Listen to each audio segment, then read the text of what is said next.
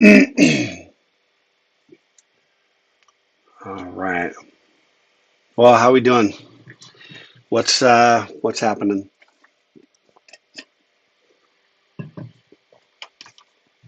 Omicron dropping.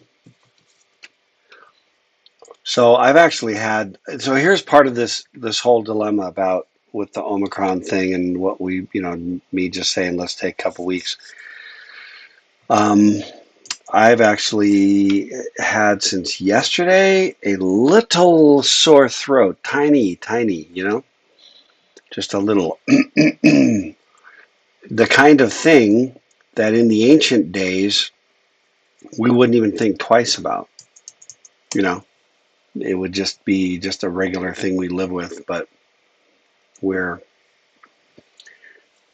you know, we're in this world where all of us. I mean, if I came in with a slight, tiny little scratchy throat, and then 2 days later test positive for Omicron, then I'm going to feel like a schmuck walking into class and exposing all of you. So I don't know. That's all I got. That's my sort of deep insight, I guess. I'm gonna drop I'm gonna drop a link to the YouTube channel in the chat.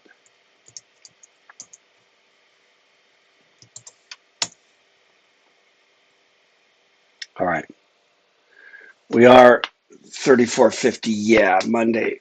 Okay, here's what we're gonna talk about. I think we've talked a lot about some of these sort of introductory design issues, patterns, things, orders of ignorance. I want to get into a couple of things, and one of them I sort of, here we go. I'm going to blow this up and throw it on the big screen so you can see it.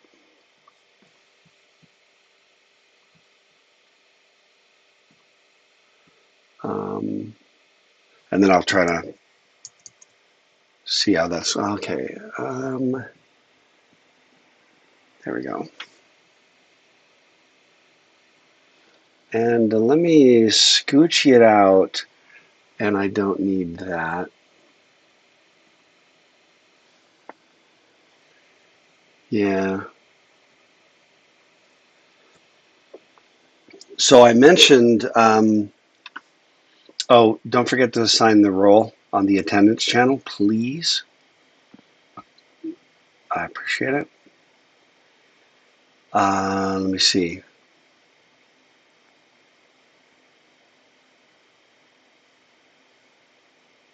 All right.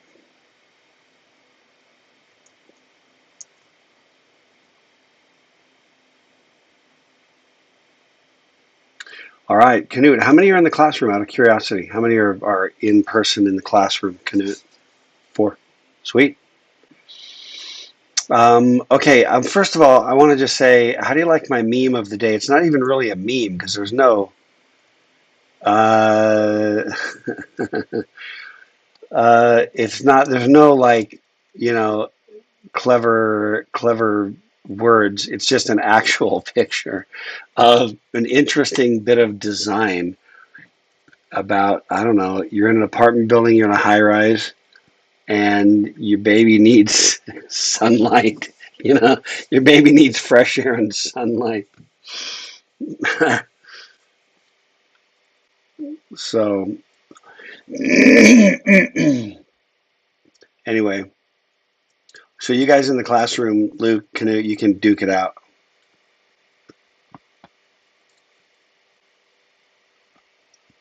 Yeah, pros and cons of the baby cage. Canute thinks it's not that bad. I don't know. It's kind of spooky, right? As long as it's structurally sound. Yeah, I don't know. But it just makes me wonder, and the baby just looks so, I don't know what that baby looks like. Kind of that baby looks like the 40s or something, or the 50s. I don't know. I wasn't alive back then, but yeah.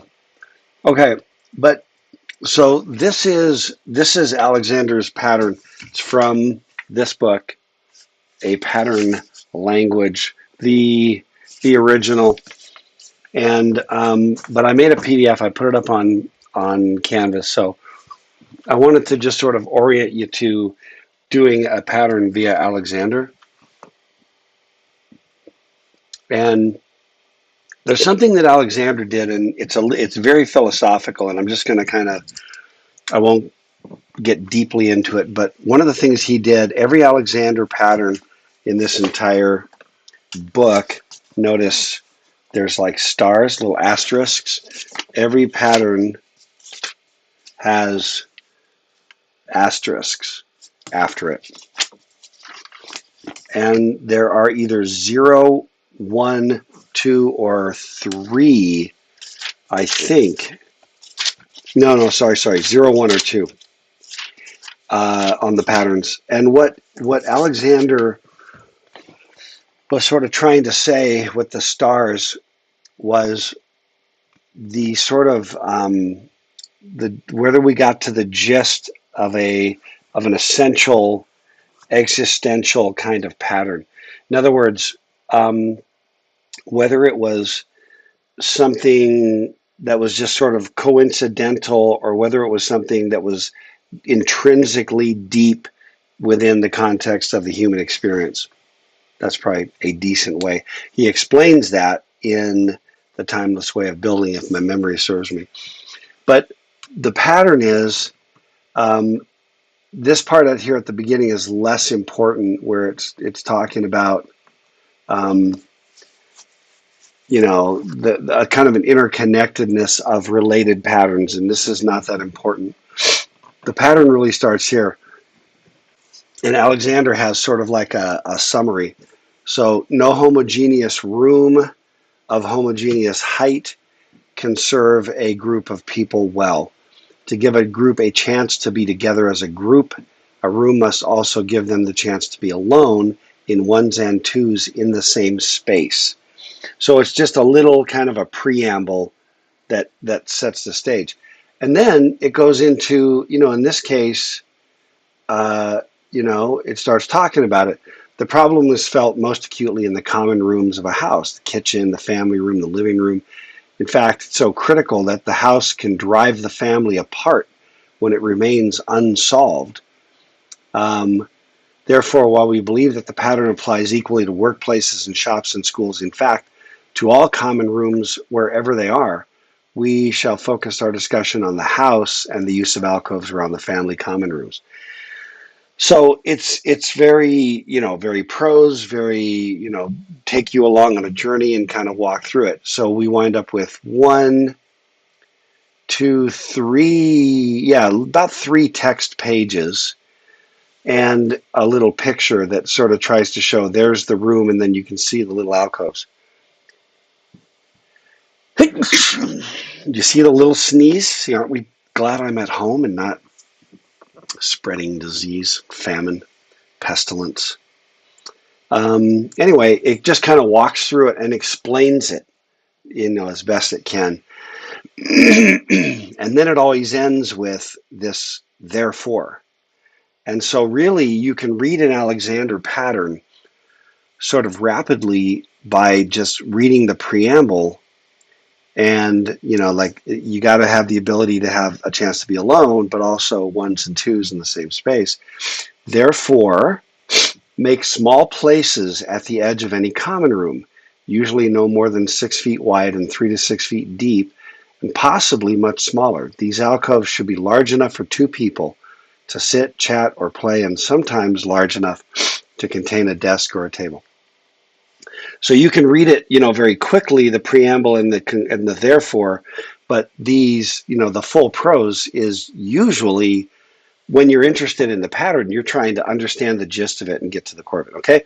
So when you do your own pattern, this is the Alexander pattern, and then I'm going to pull up, let me see. Okay, I'm going to pull up Copeling's patterns booklet, okay, which I've already said I quite like, which is why I wanted you to read it. In other words, it's one thing to say, I know the factory pattern or I know whatever model view controller and have that be a part of your sort of engineering bag of tricks. I think I just said trips. Uh, that's going to be part of your engineering bag of tricks, but it's, uh, if you can understand a little bit more kind of where the roots come from, you're going to recognize and create patterns of your own throughout the rest of your career. And then, as a way of documenting them in a way that somebody else can ingest them, and digest them and make sense out of them and internalize them themselves. That's why I've done this to you.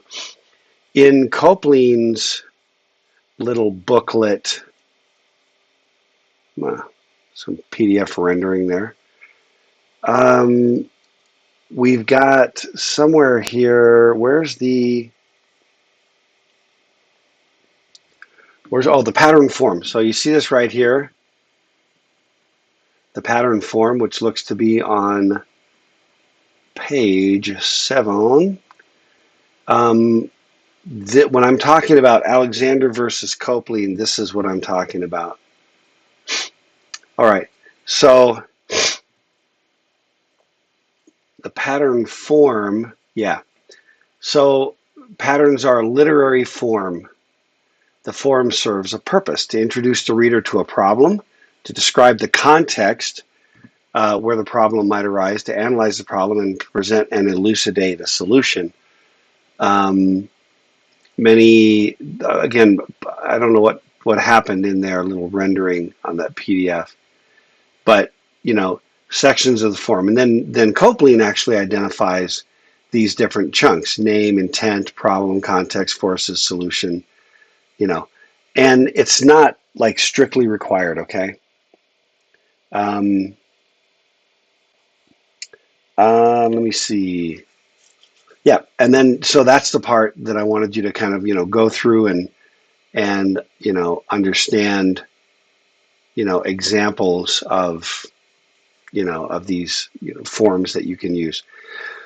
So I don't care how you document it. I would recommend you use either Alexander's form or Copeland's form. He then talks about like the Goff form, where this is what you see in Goff: intent, motivation, applicability, structure, et cetera, et cetera. So, and then he talks about the Portland group, or the Portland, which came from the Hillside group. So he was, and then here's the Copeland form: name, problem, context, forces, et cetera. All right. Everybody cool with that? You understand what I mean now when I'm saying in that assignment, to write it in either Copeland's format or in Alexander's format. And there was always kind of in the patterns community historically, I haven't tracked with the community itself in a while, but there was always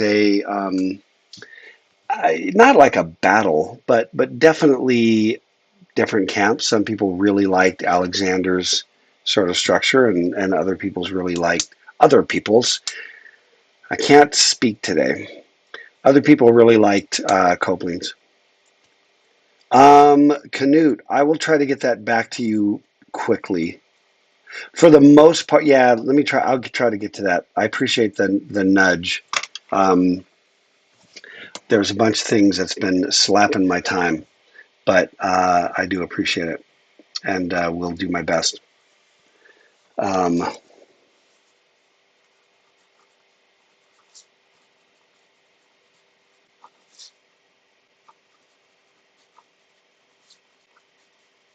Okay. I may be able to push that out like tonight.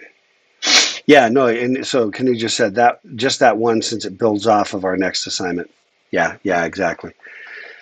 Agreed. By the way, what was your experience on that exercise? Just trying to find, patterns in your life. Any, frustrating, easy, sucked for Seth.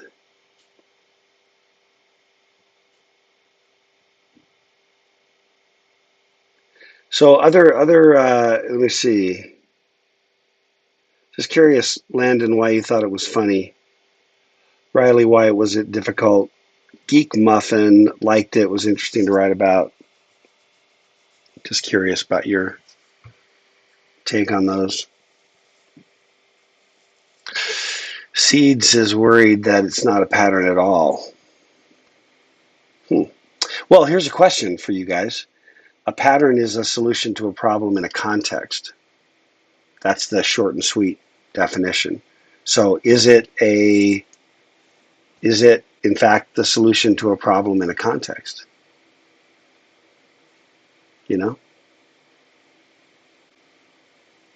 So all right, so Tyson, you said yours is in fact a pattern. Um, define context, the situation in which the pattern emerges or in which the problem exists. You know, one that just occurred to me, it's actually, a lot of these are really in the category of life hacks. Right. So Riley said it's hard to figure out something that's become natural to you to the point you don't really consider it. Um, that's the hard part. You know, things that are just second nature to you, you don't think about, but they really do exist all around you. A lot of them, I don't know if you've, so my dad was a home builder, and I kind of grew up swinging a hammer and doing a lot of, you know, whatever home building. And there are a bunch of little sort of hacks when you're doing construction. Or another, I think a similar example, maybe even better, is like cooking. My wife is a absurdly ridiculous chef, and it's like when you know these patterns about how to do what you do. When you don't know it, you stumble around and you make a mess. You know, it's like there's always these movies about first time some. It's always a guy because the guy has to be witless and hapless who has to like change a diaper for the first time. So it's always exaggerated. You know what I mean? They're always coming in a hazmat suit. It's supposed to be funny. It's what we call a trope, a very, very tired and worn out cliche. But the point is that if you have had a baby and changed some diapers, or a niece, nephew, siblings, you know, where you've had to change diapers, you learn a handful of life hacks that surround this idea, so you can kind of get through it without, you know, a ton of disaster. But you know, we're mixing diaper changes with the kitchen, but you know, again, just certain things you can do. Does that make sense? They are solutions to a problem. What's the context? You're cooking a turkey, you know, and what are the forces? Well, here, I'll give you an example one that I'm sure you use. What do you do when you've got a bottle of ketchup and you get kind of near the bottom, and ketchup has a certain thickness, right? That's the context. Ketchup properly applied, if it's too thick, I don't know, maybe that's okay, but you've got to try to get it out of the bottle, right? And anciently, when I was a child, ketchup came in glass bottles, and then you had to like shake the bottle, you know, and try to get the ketchup to come out. And then at some point, it's got this like step function where it turns from mostly solid to mostly liquid. So you're like, boom, boom, boom. And then suddenly half the bottle comes out, right? That was actually a problem with ketchup, right? This kind of, but it was kind of a viscosity, Walter, with like a flashpoint, you know, where it would liquefy suddenly or become more liquid and flow. And okay, so number one, you know, what do you do about that? Well, one solution was you put it into a plastic bottle. So then you got a squeeze bottle, right? Yes, James, you use a knife to get your ketchup out, which really defeats the purpose, right? So yeah, one of the things you would do, Dallin, is you would take the bottle of ketchup while it was still glass and just shake it to get it to the liquid stage with whatever play you've got in the thing, then pour the ketchup. But eventually the glass bottle kind of went away because I realized that you could make it a plastic bottle. Now you could just sort of like, you know, you like shake the bottle so that everything kind of like shifts, like load shifts. down to the snappy end, then you unsnap it and you're ready to go, right? You understand that every one of the, and this is why this is so key. This is why teaching you about this level of design and patterns is critical. When you look at what's currently going on in the world of ketchup dispensers, it's an evolution of solutions to problems that existed in a certain context and attempted to balance certain forces. Okay?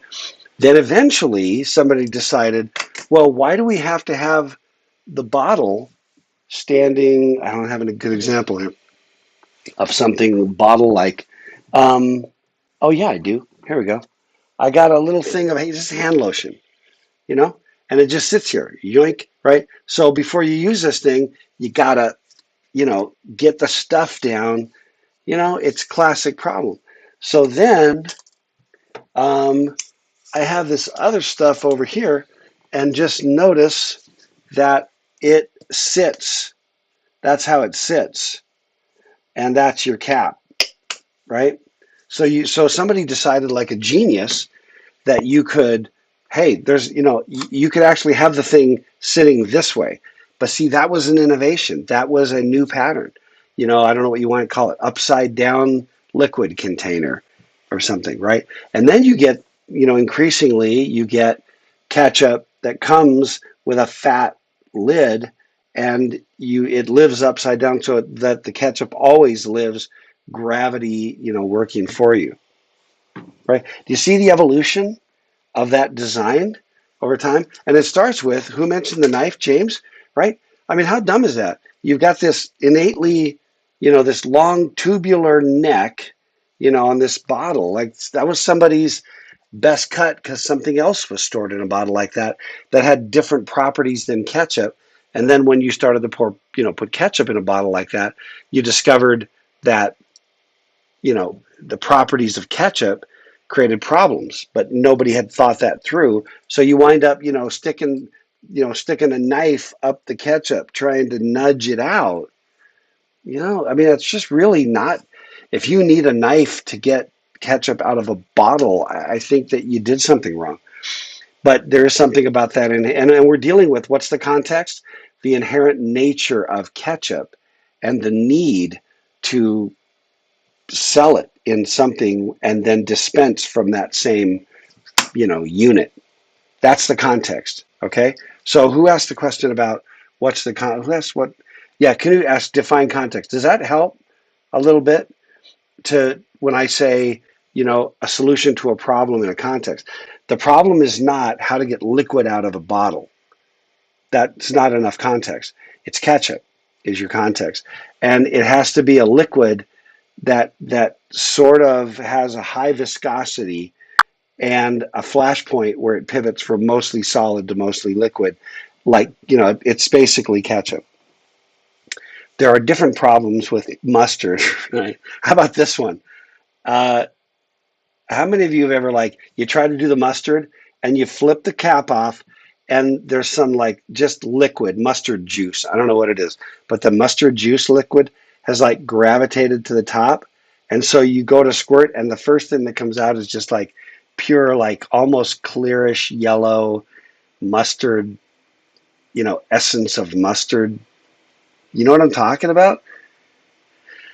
And you're like, gosh. So most of you that have had that experience, mustard juice, that's what I call it now. Most of you have had that experience. When you go to do mustard, you grab the thing and you shake it. Okay. One more, as long as we're on ketchup. I remember one time my son had this, his solution to the ketchup, in not the upside down bottle, but before that upside down bottle step, where you still had, it was plastic. But, I would always just, kind of just throw it like I was showing you with this thing, just stop it and then let Newton's laws take over. Well, his thing was to grab a hold of the bottom of the little container and then to spin his arms around. Can you see that? He spin his arms like really, really fast, and basically like a what is that? Centrifugal force. Honestly, don't even know which one of those it is. I'll call it centripetal force. That's my guess, but I realize I'm really, really weak on my physics. But right, and then that's going to force all it's artificial gravity, and it's going to force all this stuff down to the bottom. But one time he did that, and then there's this. What are the forces? Well, first of all, not everybody can whip their arm like that. Um, but in this case, he the lid was actually just like loosely on, but not all the way on. So he went whipping, and about the second time around, the lid came off, and then he wound up going like a blood splatter of just ketchup, just wall, ceiling, everything, just in the kitchen. Okay, the point I'm getting at is so then you have to have the pattern, that pattern has to include secure the top, or when I would like shake the mustard, I always put the mustard that has the little skinny cap.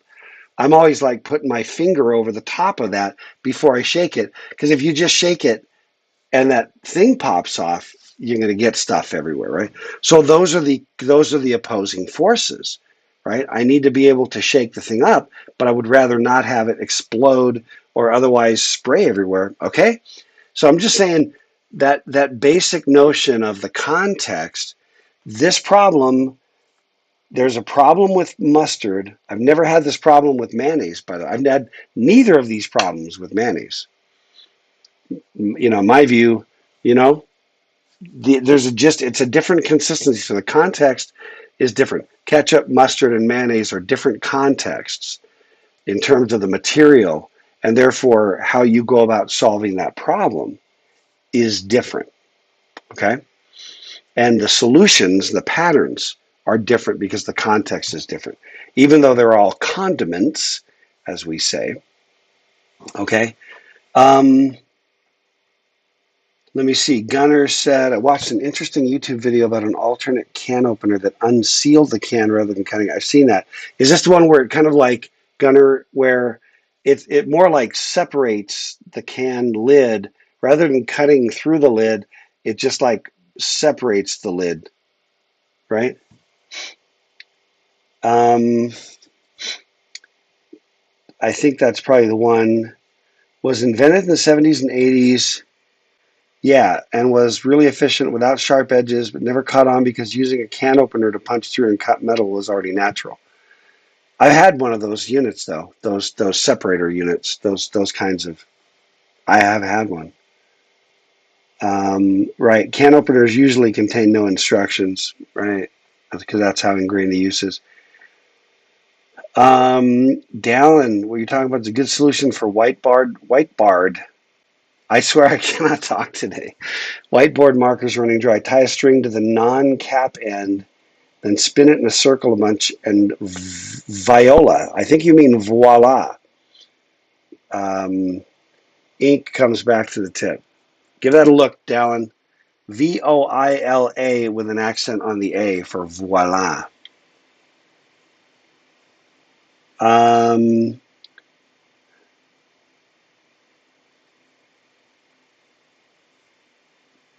okay, Mike, what is that? Oh, tell me you watch tech. Is that the name of the thing? Technology Connections. Nice. Okay. All right. So is that helping to understand this notion? And what it also gets you thinking about is apart from writing patterns, sorry,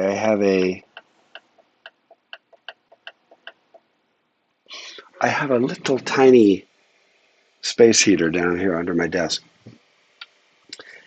Um, oh, Geek Muffin, it was actually centrifugal. I don't even know the difference anymore. I think I used to. I know I used to, but I don't remember anymore. Um, Oh, the other thing I noticed, by the way, with that Viola ink, I remember once doing something with these. These are Pilot pens. They're my favorite pen. I remember doing something kind of like this, where I was just like spinning it, like that, just spinning, and I had a red pen, and then I noticed uh, that there was actually like red, tiny little red splatter on my shirt. no idea that this was, doing that with a ballpoint pen was going to cause that to go. All right. Seeds, when I was a kid, we didn't have AP physics tests. We didn't have AP. It wasn't a thing. Okay. Okay. Are there any other questions about the whole patterns idea? Can you see that this is the essence of design? There exists some problem in a particular context. Every design, every cool design that you can think of at some level starts with here's a coffee cup with pens in it. Well, this is a pattern. Pens in a coffee cup is a classic pattern for a desk, right? Because you got to have pens. You'd like them to be handy. If you put them away in a drawer, you've got to reach for them, right? So pens in a coffee cup. But the coffee cup itself is a pattern. Why is there a handle, and why does the handle have a particular shape and size? It's to balance out certain forces. You'd like to put hot liquid in this cup, but if you grab the hot liquid cup, you've got a greater risk of, burning yourself. So you attach a handle to the outside. I'm just saying every one of these things, everything you can see just looking around you is a solution to a problem in a context. Okay. And then everything you remember, I said on day one that the realization that something sucks is the first step in the path to enlightenment, because everything that exists, that you have a little bit of a problem with, maybe you still don't like the ketchup dispenser, you know, there exists some other solution to that problem in that context that balances the forces more robustly.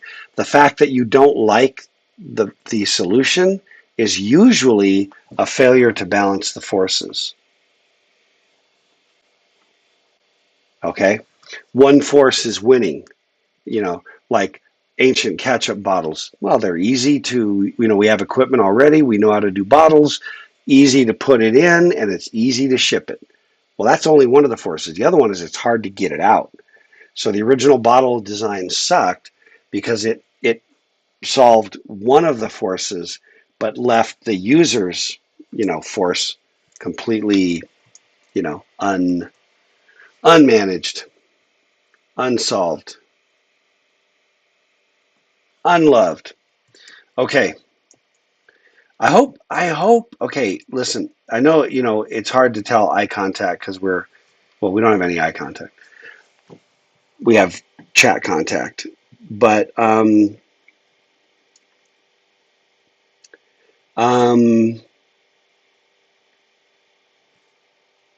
sorry, I'm just looking at the comments.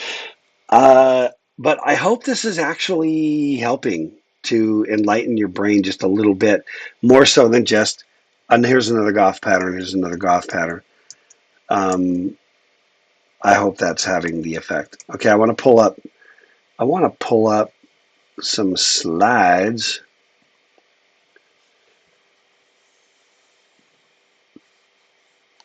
I'm finding slides. Hold on a second. Yeah, I know. If I were on my game, the slides would have just been sitting there.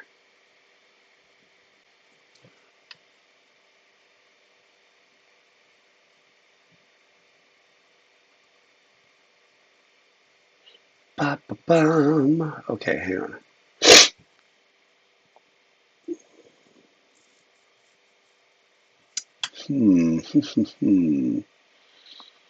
All right. I think we went through all of the introduction and the managing ignorance stuff. What I want to do,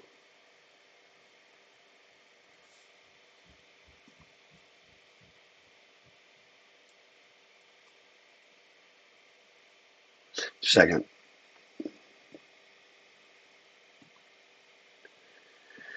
Yeah, I want to talk about UML. We got to get to UML soon enough.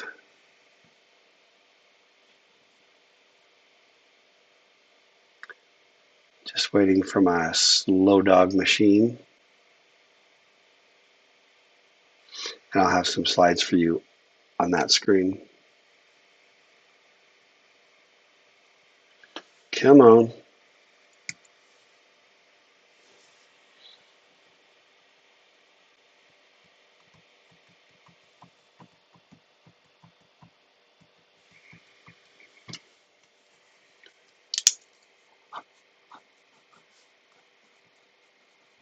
Sorry, still waiting.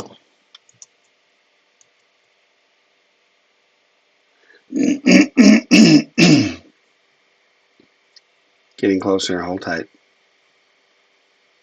Reminder to anybody that hasn't, while we're waiting, anybody who hasn't signed the roll, please do that. All right, this is a fairly short slide set, whatever you want to call it. And what I want to I'm going to double back to the design of everyday things, Don Norman, which we'll go back to. We're kind of, I've mentioned before, I'm not a slave to, try not to be a slave to the schedule. It's just, have a conversation and kind of see where it goes. But what I want to do is just introduce this idea about modeling and what we wind up doing. You know what a model is? What do you think of when you think of, I don't know, model airplanes? Any of you ever do that? They always called them like plastic models or model airplanes. I mean, I think they maybe even collectively referred to the genre as model airplanes. Even, you know what I mean? Even when it wasn't airplanes. So, is it anybody? Okay, hang on. I'm going to do a survey.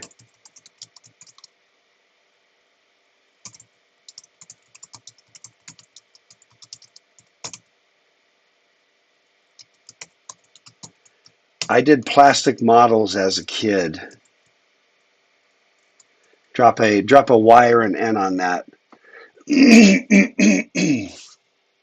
So, Dallin, what's the difference between and this is a sincere question, what's the difference between a plastic model and a mini? Because plastic models are minis. And then I'm talking about the kind where you have the glue that comes in the glue that's illegal to sniff. You know what I mean? Where that people like blowing their brains out, sticking. You know what I mean? Inhaling this stuff to get high. Oh, okay. All right, Dallin. And are we on the same page? For those that said yes, we're about 50-50. So I'm talking about, you have this glue, and the glue is like I don't even know what it is. It's like it melts the plastic almost, and then you have to be really, really careful. You're gluing the pieces together with this model airplane glue. And at least in the 60s, I started doing those when I was a kid in the 60s. And, back in the 60s, we'd give, yeah, exactly, a plastic weld. I don't know if we didn't call it, Wes, we didn't call it plastic weld, but that's the stuff, right?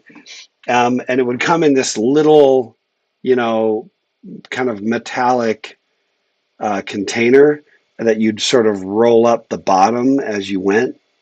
You know what I mean?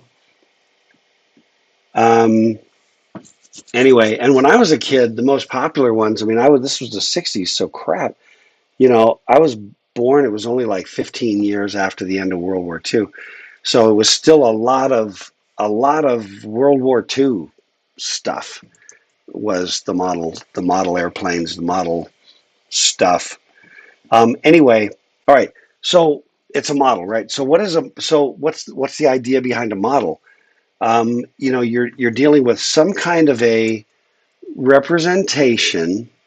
In essence, with models, there we go. Yeah, that's the stuff. Hang on a second. Yeah, Walter, that is the exact brand, man. Yeah, cement for plastic models, exactly. And in the Craggle, no, the Craggle in I think that yeah, Tyson, don't sniff it, man. It is illegal. I mean, I don't mean like going, hmm. I'm talking about, I think it's illegal. It's really stupid. I mean, if not, you know. Um, but I think that okay, here's the thing. I think that the Craggle is like super glue, not cement for plastic models. Let's get a confirm or deny on that. Okay, that's my perception. Because yeah, this is like plastic model cement.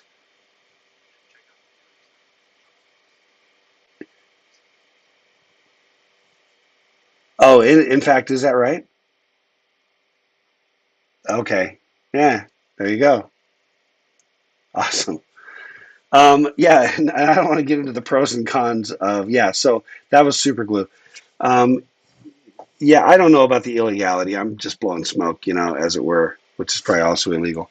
I'm just saying that the model airplane stuff will like torch your brain and make you high while it fries all your brain cells, and there have been phases of the planet's existence in which, and there probably still is, where this is a thing. So, all right, okay. Point is model. This is what we call a model. What other places do you see models? Model airplanes. How about like balsa wood models? What they used to before. Okay, before we had graphic, really really sophisticated computer systems and graphics. Architects used to actually build scale models of like the skyline. Well, they still do it when they make movies. They'll make scale models and actually film, like all the Star Wars. Granted, that was the '70s, but the original Star Wars. You watch that ship going by, right? There's no CGI. It's like 1977 when that thing was released. No CGI. It's literally a model of the ship, and then the camera's just moving down it, and it looks like the ship's just going by. All that stuff in Star Wars was, right, Walter. Now we got 3D printing. Um, so wait, what? Can you tell me about the balsa wood models on the seventh floor of the CS building? Yeah, thank you, Gunner. Camelot. Let us ride to Camelot. Okay, Gunner, who says it? Who says it? Who says the line? It's only a model. Extra credit if you know who says that in Monty Python and the Holy Grail. Gunner, you brought it up. I'll tell you as soon as you give up. Oh, Gunner, you nailed it. It was Patsy. Played by,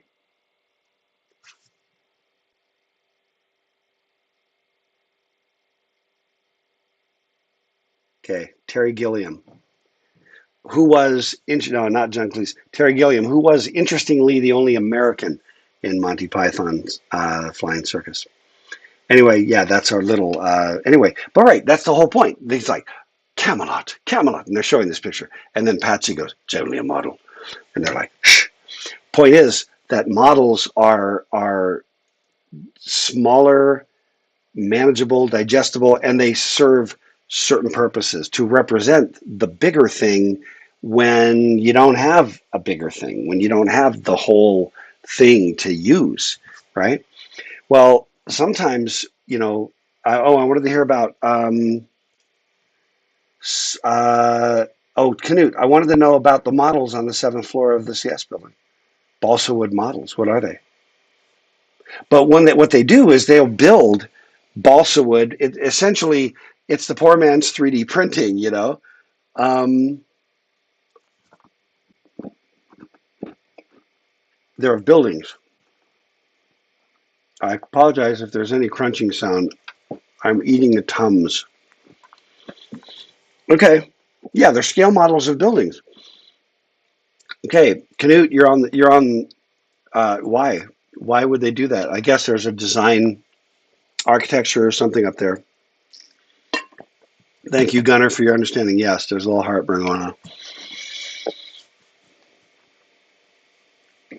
Now, we can do this thing with VR, right? With graphics. We can do it with 3D printing. But there's something about seeing something tangibly, like a skyline. You can see a picture of it. Maybe if you can get the VR headset on, you can kind of see more of it. But when they're putting you know, a new building in a city where there are a lot of high rises or skyscrapers, um, it allows you to see it in a tangible, practical way rather than having to kind of nobody can really what I discovered building I mentioned building homes with my dad. Nobody can actually picture, not nobody, but you know what I mean, pretty close. Uh, it seems like nobody can picture the actual. They'll see a drawing of a house and a picture drawn, and it's not until they're standing in it that they look and they're like, "Oh, this isn't." I watched this happen many times building homes where the owner would be like, "Can you move that wall that way?" And you're trying to do your best to get buy off from everybody before it's too late, but how do you do it? Are you right? You following me? And the answer is you use models. So they do it upstairs with the buildings. You do it with they'll build small models when they're building a car. They'll build small models. Again, increasingly, those are going to be 3D printed. So they can, test them, put them in a wind tunnel, put a car in a wind tunnel, but it's just a little model of a car to see, what the drag is and, what the aerodynamics and things like that. Okay. It's a version of the thing that's small, manageable, and can be done now and then basically thrown away. It's a throwaway that allows you to solve certain problems and sort of test for certain things and understand a little bit more, right? Um, right. I'm just reading Canute's comment. Seeing them in person more useful than in 2D. Right. Okay. More Tums. Is that like loud crunchy? Is that like obnoxious? Okay. Thank you.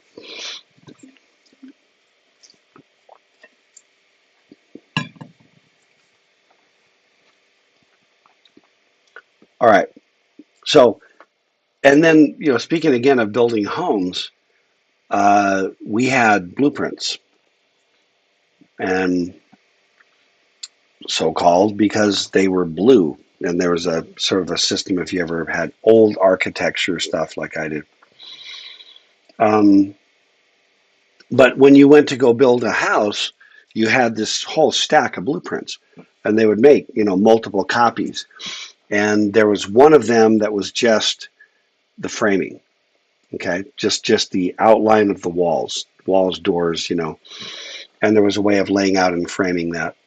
There were electrical diagrams. There were like a separate one for each floor, plumbing diagrams, right? Last times.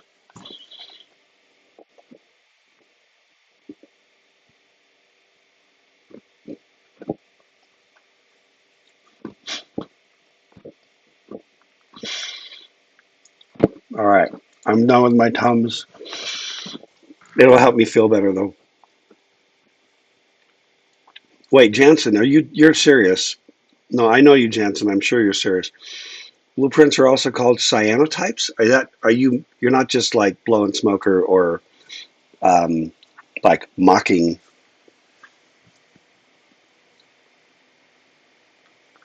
Okay, that's cool. That's cool. Jansen wins the chat so far. Yeah, so basically the lines were white and the background was blue, and that's why they were called blueprints.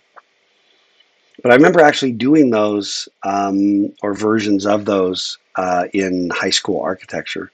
where we actually did, everything was pencils and, pencils and pens and that kind of stuff. Okay. That's cool. That's really, really cool. Thanks, Jensen. Um, okay.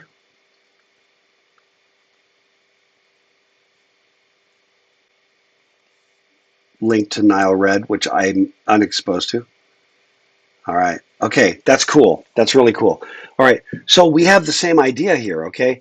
Um, there isn't just one diagram. If you go to build a home, there's all these different views. The electrician needs a certain view. The plumber needs a certain view. The framer needs a certain view. The roofer needs a certain view. The ductwork people, the heating and air conditioning. There's everybody has their own different view of the house, okay, or the building, whatever the thing is that you're constructing. There's not just one view, and so what we're talking about with software modeling is some mechanism by which we can represent software. Have you ever tried to, like, I don't know, if you've done professional stuff, try to talk about like how a system works, and what do you always wind up drawing like boxes and lines. There's always like boxes and lines, and the lines, and maybe you put arrows on the lines, right? How many of you have had that experience where you're trying to explain a system? One of the reasons, by the way, that we model software is so that we can represent it to other people, right? So you can get buy-off, like, hey, what do you think about this? Or it's going to be a client server. Here's the server. Here are the clients, and then when a request comes in, it's going to do this. You have to somehow represent your software before you build it, right? Sometimes it's because you're trying to um, see if it makes sense. You need to be able to talk to somebody else about it, right? Sometimes that's it. Sometimes you're trying to lay it out in terms of magnitude so you can get some sense of cost, like how complex really is this thing. Sometimes you're trying to communicate. You know what you want to do, but you need this database person, to come in and help you with the database stuff. You got to convey information. Okay, I hope that makes sense. And yeah, lots of boxes. And okay, so amazingly, slide number dos. The reason we do modeling, one of the reasons we do modeling, is that there's a limit to our ability to handle complexity. You have to break the thing down into certain chunks so you can say, here's the layout just for the framing, and that's all I have to worry about. Here's the, whatever, and it's the only thing I have to worry about. I only have to worry about certain things. There's no universal blueprint that is like the catch-all, end-all, everything representation of a house. And there is similarly no single, modeling tool in software that's going to like represent and model the software. And I'm including the software itself. Okay? The software itself is not a model of the software. It's the software. Okay? There are still things, even if you have working software, there are still things that the model of the software helps you to understand. And I'll give you one example, and this is going to be kind of a common theme as we talk about UML for a little. We're going to talk about UML for a stretch number of weeks. One of the things that UML helps you to do, which I'm going to get to kind of what that is, but modeling for software is it lets you think about testing. Okay, it's something. Having been a home builder, you don't the testing you do is pretty modest when you're building because you already know the science, and the mechanics of what you're doing, and that if you do this thing right and you put the nails where you're supposed to, you already know the thing is going to stay there and stand up. With software, you don't have that comfort, right? you start to build it, and then you don't actually know whether you did it right, because software is always a one-off. Okay, if the software already exists, you just buy it, and the only reason we're building it is because it didn't exist to some degree or another, right? Maybe we're taking chunks and cobbling them together. But then also, what's your confidence that the other folks that built the other chunk did it right? You still have to kind of system test and make sure the whole thing works. Okay, it turns out that modeling gives you a representation that kind of opens up your mind and helps you to think about ways to do testing, to do test case design. Okay. Um, so anyway, so dealing with complexity, coming back to dealing with complexity, um, modeling is how we handle that complexity. And it lets us focus on sort of one aspect and ignoring parts we don't care about. So it essentially, it's an abstraction. It's a level of abstraction. All right. And then I mentioned already the plumbing diagrams for plumbers. And hang on, where are we? There we go. When we build models, this is probably self-evident. You can do the 10,000-foot view model, the 10-foot view, the high-level sketch, the low-level detailed, right? You're modeling at different levels, but you're never the actual thing, okay? That's sort of the bottom line. So here is a definition of model.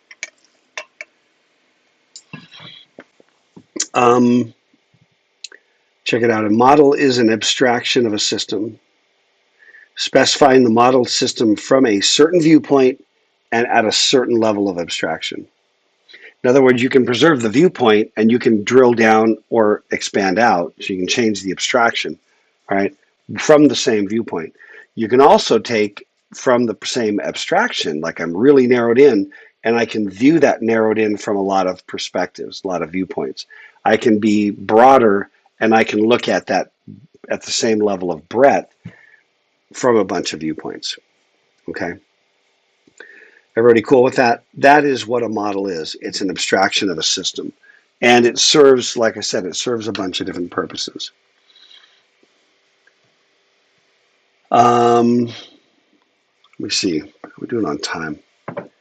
Yeah, we should. I think we can get through these. We got 15 minutes. What about this statement? And I'm going to kind of maybe go true false on this one. What do you think about this? Software engineers must create models of complex systems in order to build them. I'm gonna throw it down as a survey. Okay. What's the text? Software engineers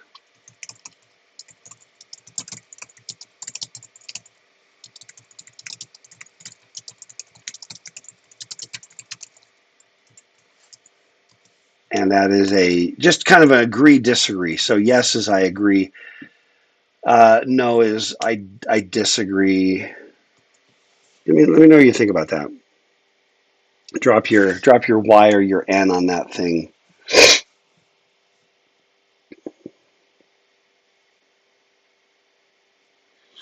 And keep in mind that the key word here is complex. Okay, I think that, but I want to talk about this. Get your sense.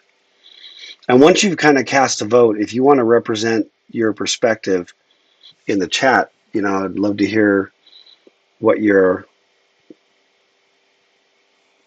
Cairo disagrees more than agrees. Yeah, so okay, so Seed said in order to build them well is what I would say. And I would say it depending upon the complexity in order to build them at all. I think that's possible. Ali says if we change the must to should, he would agree.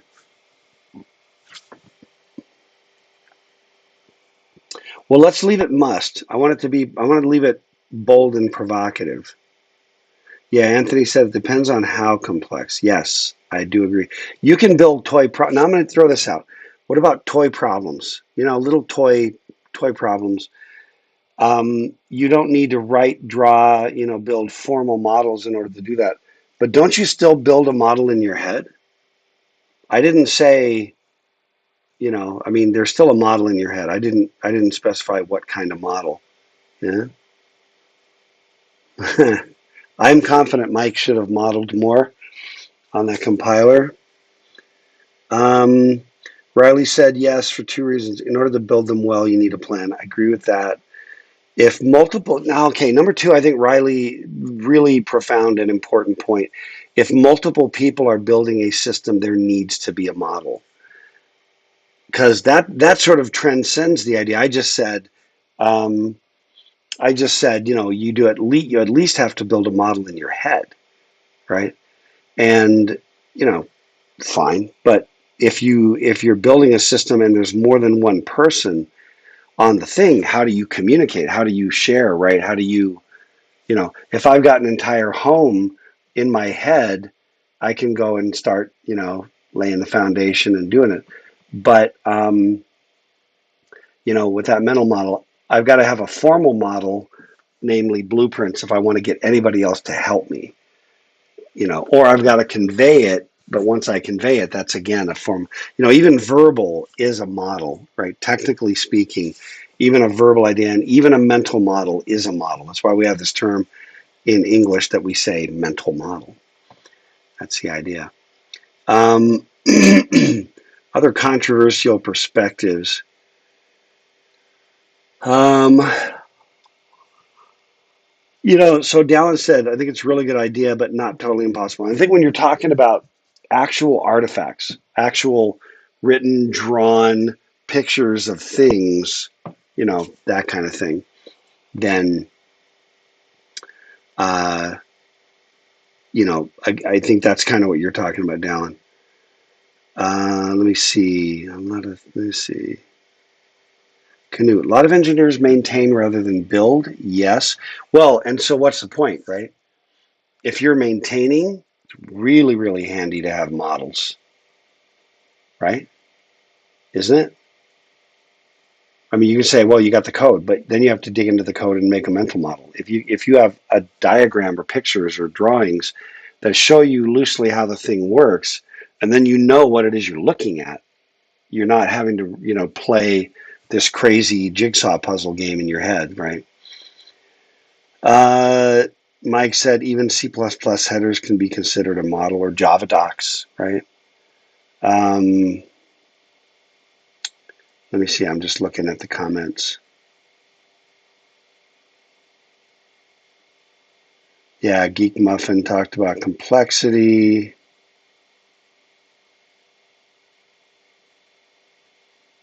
Interesting. So Wes said a good model doesn't have to be accurate to the real world one-to-one, just internally consistent.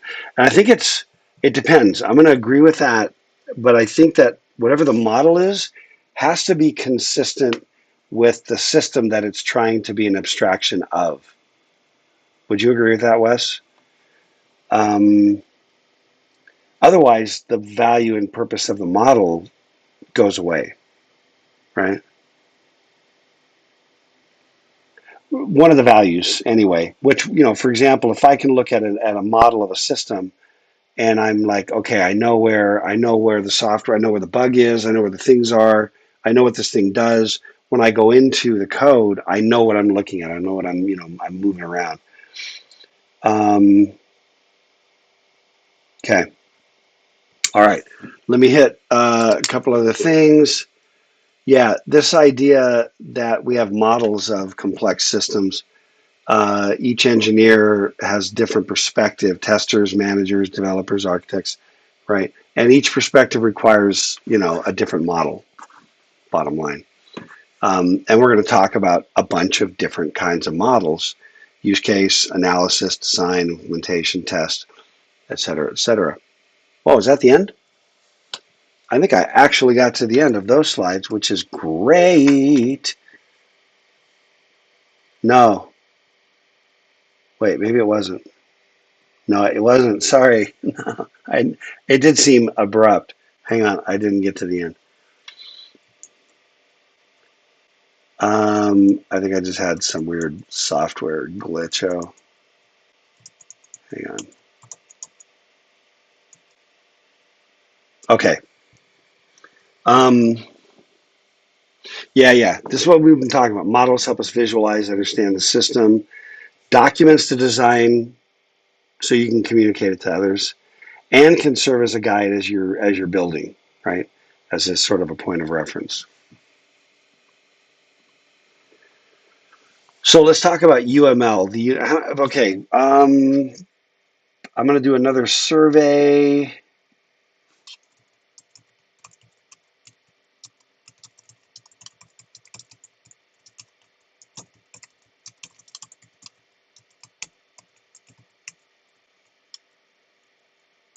All right. The survey question is: I have heard of UML before this class. Yes or no?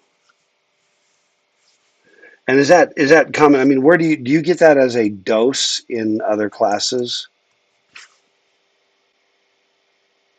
What kind of dosage do you get and where? Requirement in 1410? Really? Really? So what I'm curious about is what form does it take?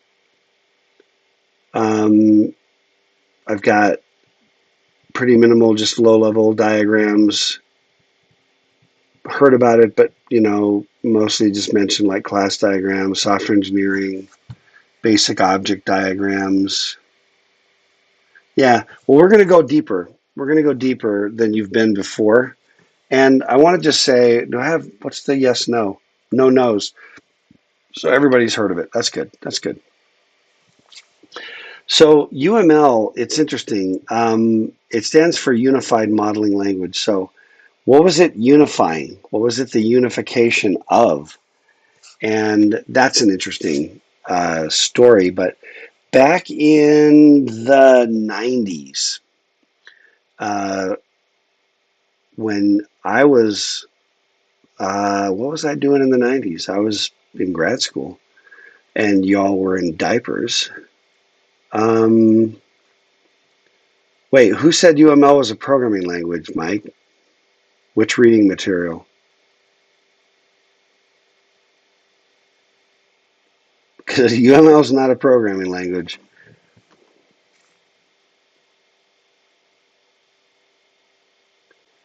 Let me see. Walter is old. We established that.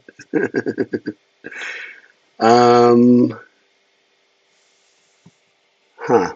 Interesting. No, I don't consider UML to be a programming language unless you can actually just take UML. And there was a research area of the ability to take UML and then just compile it.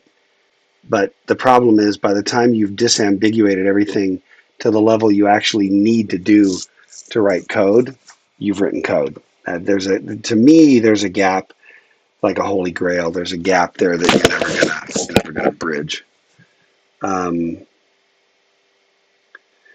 okay, right, yeah, Riley. Some tools, when it was written, converted UML to code. Yeah, and to me, that really is. I never in my entire career really thought that the idea of writing code in UML was a great idea.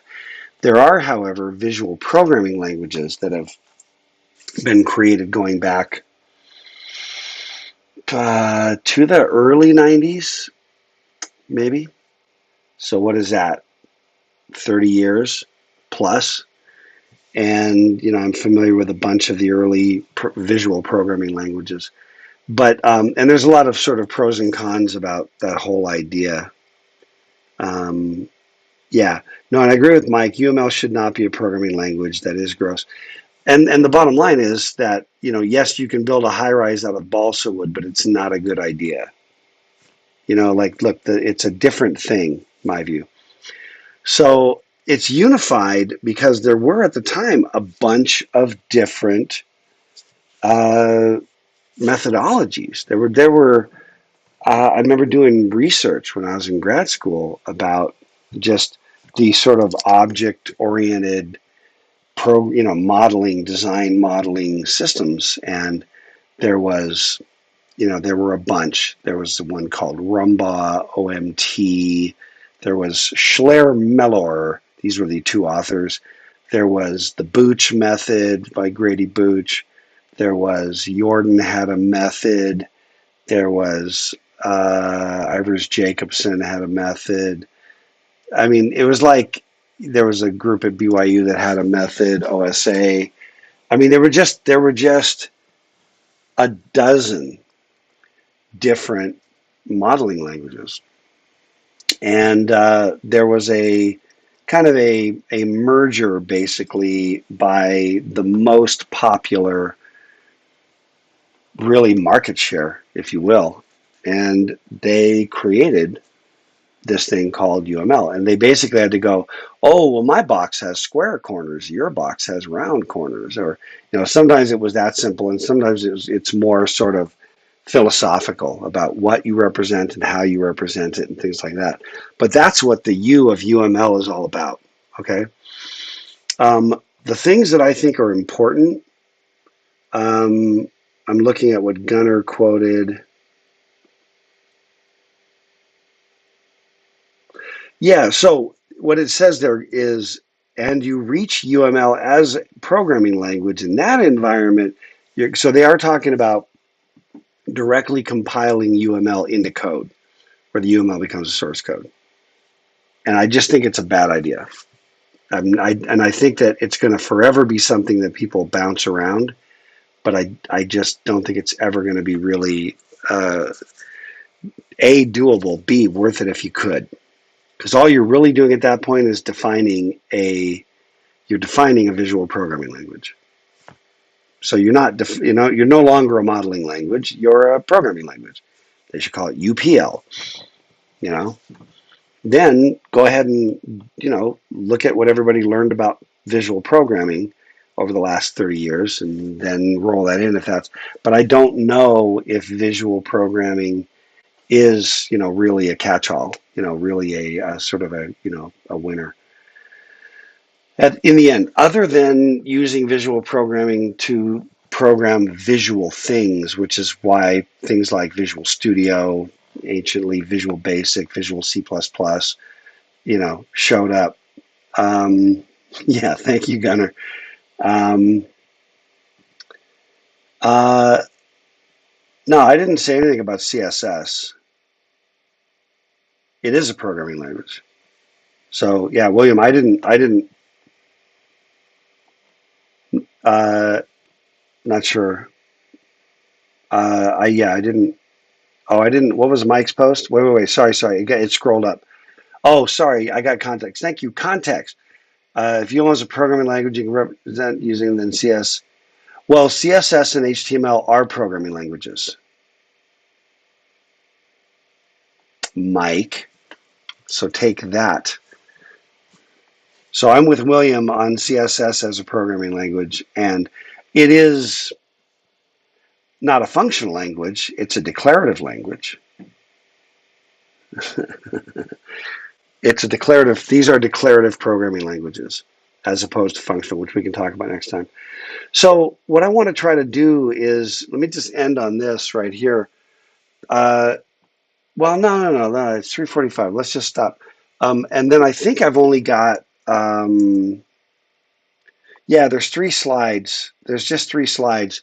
So when we come back on Wednesday, we'll just kind of pick it up right here on this UML slide, button that up, and then I want to dive into specifically a little bit about use case diagrams and use case design, and then we'll bounce within a week or so. We'll bounce to Don Norman. So okay, that's good for now. Let's call it.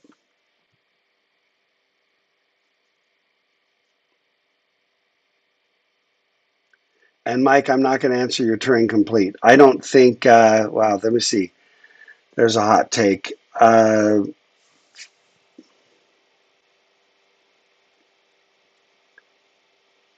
Yeah, we'll come back to that, Mike. I'll take your bait later. So okay, Mike. As long as you're hanging out, here's the thing about declarative programming languages. With declarative programming languages, the programmer doesn't have to say everything, but the functionality and capability to do the thing have to still exist within the system. So, is SQL Turing complete?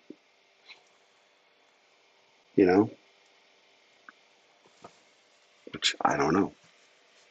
But SQL only works because you have an engine underneath doing all the heavy lifting.